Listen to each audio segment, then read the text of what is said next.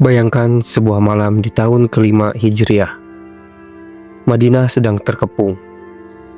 10.000 pasukan musuh mengepung dari segala penjuru.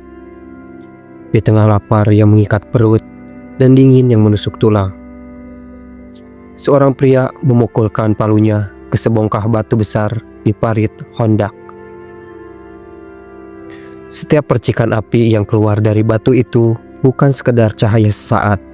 Di sanalah Nabi Muhammad SAW mengucapkan kalimat yang menggetarkan sejarah. Konstantinopel akan jatuh ke tangan Islam. Pemimpin yang menaklukkannya adalah sebaik-baiknya pemimpin, dan pasukannya adalah sebaik-baiknya pasukan. Bagaimana mungkin seorang yatim piatu di tengah gurun Arabia bisa memprediksi jatuhnya benteng terkuat di dunia yang berjarak ribuan kilometer? Lebih dalam lagi, bagaimana beliau membentuk mentalitas manusia yang mampu mewujudkan janji itu 800 tahun kemudian? Selamat datang di Isi Kepala, tempat di mana kita belajar memahami isi kepala manusia yang tak pernah sama dan selalu bertanya.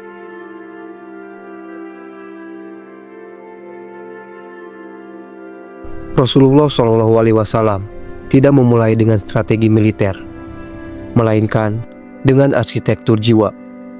Beliau tahu Konstantinopel tidak bisa ditembus hanya dengan pedang tajam, tapi dengan ketajaman tauhid. Langkah pertama adalah purifikasi niat. Beliau mengajarkan bahwa penaklukan bukan tentang jarahan atau kekuasaan, tapi tentang pembebasan manusia dan penghambaan kepada makhluk menuju penghambaan kepada Sang Pencipta. Beliau menanamkan kurikulum Tazkiyatun Nafs, penyucian jiwa. Mengapa ini penting? Karena pasukan yang akan meruntuhkan tembok raksasa Theodosius adalah mereka yang sudah lebih dulu meruntuhkan tembok ego dalam diri mereka sendiri. Mereka adalah rahib di malam hari dan kesatria di siang hari.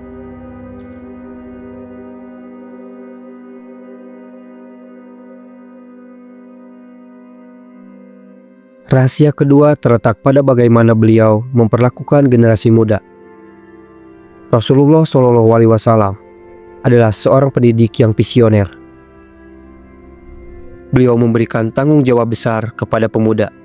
Beliau menunjuk Usama bin Zaid memimpin pasukan di usia 18 tahun. Beliau membiarkan anak-anak muda berdiskusi di barisan depan. Beliau menciptakan ekosistem di mana setiap individu merasa memiliki peran dalam membuat masa depan. Semangat ini diwariskan dari lisan ke lisan, dari jantung ke jantung, dari Abu Ayyub al-Ansyari yang syahid di bawah tembok Konstantinopel pada usia senja. Hingga akhirnya api itu sampai pada seorang pemuda bernama Muhammad Al-Fatih. Al-Fatih bukan lahir dari ruang hampa.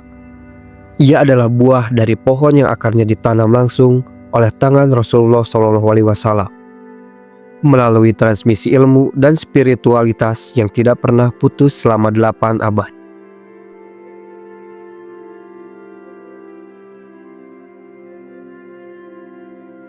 Menciptakan generasi emas berarti menggabungkan spiritualitas tinggi dengan kecerdasan intelektual yang mumpuni. Rasulullah SAW mengajarkan untuk mengambil hikmah dari manapun asalnya. Beliau mengadopsi teknologi Farid dari Persia. Inilah yang dipraktikkan Al-Fatih. Ia menggabungkan doa sepertiga malam dengan teknologi meriam tercanggih di zamannya, balistik. Ia memadukan ketakwaan dengan logika militer yang mustahil. Memindahkan kapal melalui jalur darat hanya dalam 1 malam.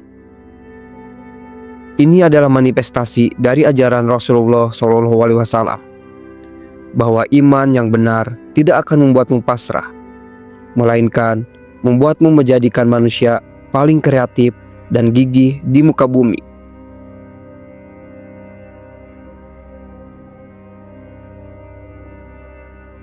Kini, 1453 telah berlalu jauh. Namun, narasi ini bukan sekedar nostalgia sejarah. Ini adalah sebuah cermin.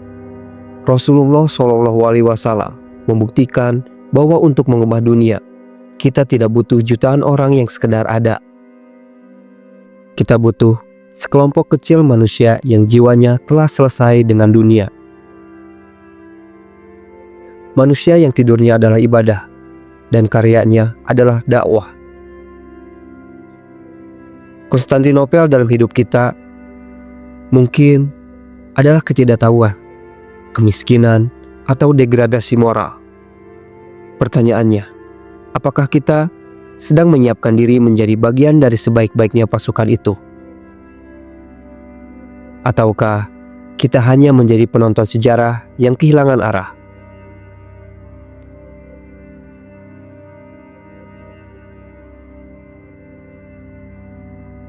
Namun, mari kita tarik napas sejenak dan melihat jendela dunia kita hari ini. Jika dahulu, Konstantinopel adalah sebuah kota dengan tembok fisik yang mustahil ditembus, maka hari ini, Konstantinopel kita telah berubah wujud. Tembok itu kini bukan lagi batu bata, melainkan tembok algoritma, krisis identitas, dan distraksi digital yang mengepung pikiran kita setiap detik. Kita hidup di era di mana informasi melimpah, tapi kebijaksanaan terasa langka. Kita memiliki teknologi di genggaman, namun seringkali kehilangan arah tujuan. Bayangkan, jika Al-Fatih hidup di hari ini, apakah ia akan menghabiskan malamnya dengan scrolling tanpa henti? Tentu tidak. Ia akan memandang teknologi sebagai kapal-kapal yang harus ditarik melewati gunung kesulitan untuk menyebar kebaikan. Tantangan kita saat ini jauh lebih sunyi, namun lebih mematikan. Musuh kita bukan lagi pasukan berbaju besi, melainkan apatisme. Perasaan bahwa kita tidak bisa mengubah apa-apa. Rasulullah SAW membangun generasi yang merasa bertanggung jawab atas sejarah. Sementara hari ini, banyak dari kita yang merasa hanya menjadi penonton sejarah. Menciptakan generasi emas di masa kini berarti 1. Kedaulatan pikiran. Di tengah arus hoaks dan fitnah, kita butuh kecerdasan kritis yang diajarkan Rasulullah SAW. Kemampuan untuk membedakan mana yang hak dan mana yang batil di tengah bisingnya dunia maya. 2. Spiritualitas yang mengakar. Menjadikan sujud kita sebagai jangkar agar tidak terombang-ambing oleh tren yang fana. Seperti Al-Fatih yang tak pernah meninggalkan sholat tahajud. Kekuatan kita terletak pada hubungan kita dengan langit di tengah gemerlapnya dunia. 3. Intelektualitas yang beradab. Menguasai sains, data, dan teknologi bukan untuk menindas, melainkan untuk memberikan solusi bagi kemanusiaan. Konstantinopel modern kita mungkin adalah kemiskinan intelektual, ketidakadilan sosial, atau keruntuhan moral. Dan tembok itu hanya bisa runtuh jika kita berhenti menjadi generasi yang manja dan mulai menjadi generasi yang berkarya.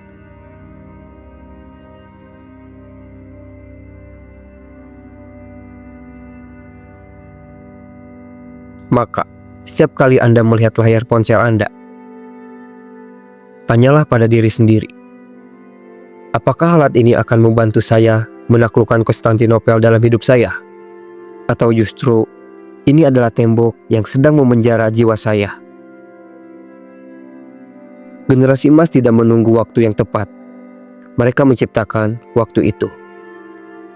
Mari berhenti bermimpi tentang masa lalu dan mulailah membangun masa depan dengan semangat yang sama dengan pria yang memukul batu di Farid Handak 14 abad yang lalu.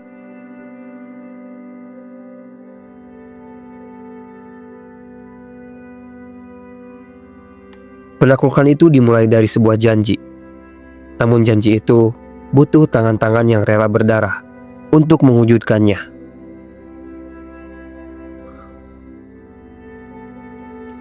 Rasulullah SAW telah memberikan cetak birunya. Tugas kita bukan lagi menunggu pemimpin besar itu datang, tapi memastikan bahwa kita layak menjadi makmum di belakangnya. Karena pada akhirnya, sejarah tidak ditulis oleh mereka yang ragu, tapi oleh mereka yang yakin bahwa janji Allah adalah sebuah kepastian. Jika kalian merasa narasi dokumenter seperti ini memberikan sudut pandang baru, jangan lupa like, comment, and subscribe. Akan sangat berarti agar channel ini bisa terus bercerita tentang hal-hal unik di balik layar kehidupan kita. Terima kasih sudah mengikuti Isi Kepala hari ini. Sampai jumpa di video berikutnya.